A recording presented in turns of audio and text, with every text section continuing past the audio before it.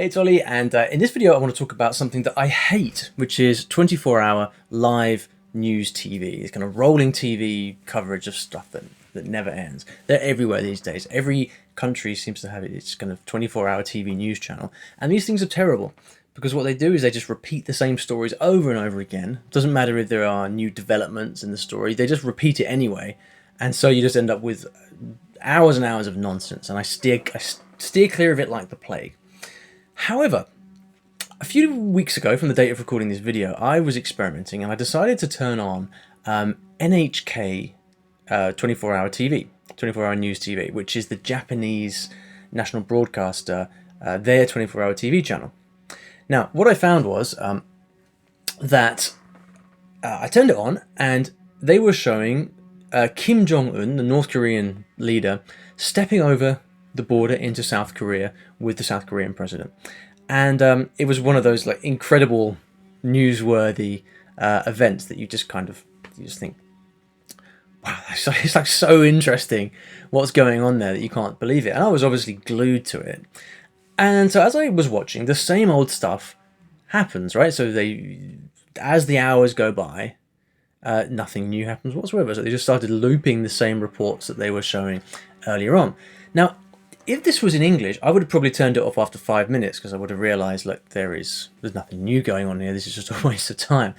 But I kept watching it because what I found was that because it was in Japanese, every time they looped these reports and every time they they had someone different giving a slightly different summary of the same news, what I found was the vocabulary and the things that they were talking about were sinking in more and more each time. And of course, this plays into this crucial concept in language learning, which is that of repetition. It's far easier to remember things naturally when you hear them many, many times over a period of time, rather than trying to remember something the first time. Right? So what a lot of people will do with the traditional approach to language learning is they might read that article about North Korea, for example, and try and learn the vocabulary in the article, which is really tough because it might be new for you, a lot of difficult words. Namboku Shuno Kaidan, for example. I don't know how I would have remembered that if I was trying to memorize it once, which, by the way, is the North-South Leadership Summit, how you say that in Japanese. And but I remembered it incredibly after, I don't know, 10 minutes or so, because I just heard it about 20 times on this rolling news channel. And so as I was sat there watching it for like 2 hours, and by the end of it, I could understand the vast majority of what was going on, which was a really amazing, a really amazing thing just to watch happen.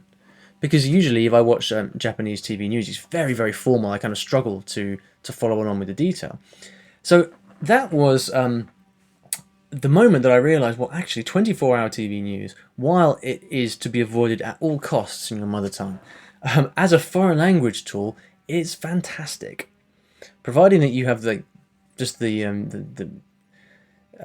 any kind of inkling of interest in the actual topics being covered. You know, if this was on if what the thing they were covering was some kind of athletics event, I would have probably bored myself to tears, even in Japanese.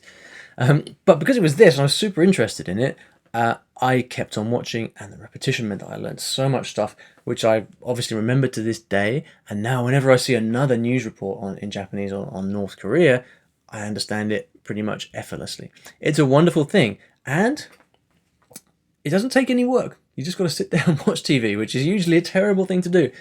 But who would have thought it's actually quite good for language learning? So you can find most countries in most languages now have these TV channels.